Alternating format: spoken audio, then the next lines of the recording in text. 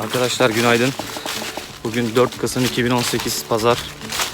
Yaklaşık saat 10 civarı Lapseki Dumanlı Dağı'na geldik. Yürüyüşümüze başladık. Yolumuz yaklaşık olarak 14-15 kilometre. Kolay bir parkur. Muhteşem güzellikte bir parkur. Çünkü daha önceki senelerde de bu parkurda yürüdüm. Özellikle bu mevsimde yürünmeli. Sonbaharın bütün güzelliklerini yaşatan bir parkur.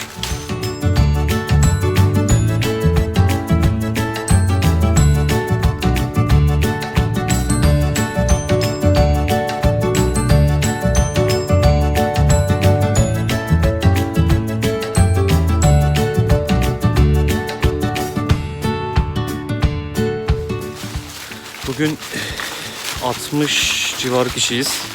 Çok yoğun bir ilgi var. Havaların güzel gitmesi sebebiyle de insanlar kendilerini doğaya atmak istiyorlar. Normalde yürüyüşlere 30 kişi falan gidiyoruz. Ama sezon daha yeni başladı, yürüyüş sezonu. Çünkü biz bu yürüyüşleri Ekim gibi başlayıp Mayıs gibi sonlandırıyoruz. Ekim ve Mayıs ayında yürüyoruz. İnşallah tüm sezon böyle gider. 60-60 full çeker gideriz yani.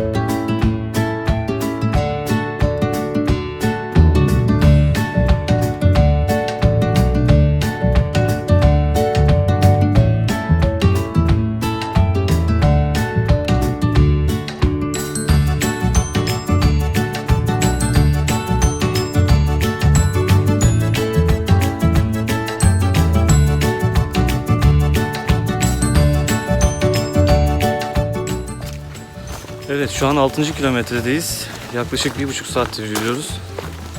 Daha tabii önümüzde 9 kilometrelik bir parkuru var. Şu an mola vereceğimiz yere yaklaştık. Öğle yemeği molamızı vereceğiz. Ateşimizi yakacağız, yemeğimizi yiyeceğiz. Arkadaşlar acıktınız mı? Evet. Evet. Ne kadar acıktınız? Çok. Çok.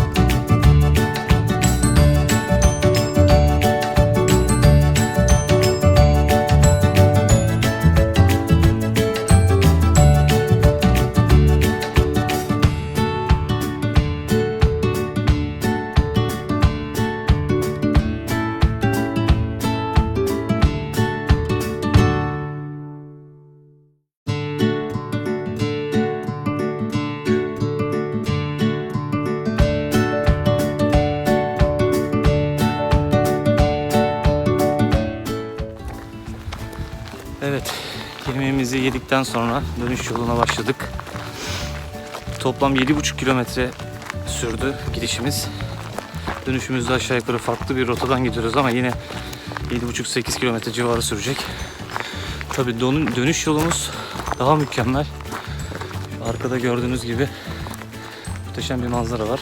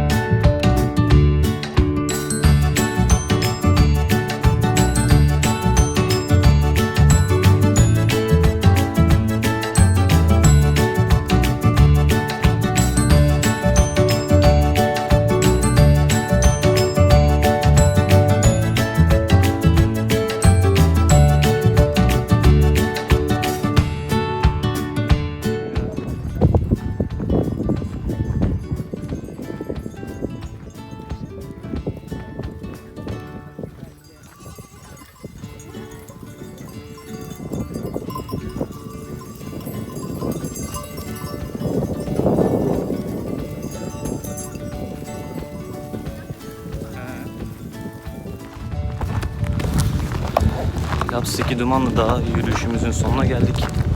Toplam parkurumuz 14 kilometre sürdü.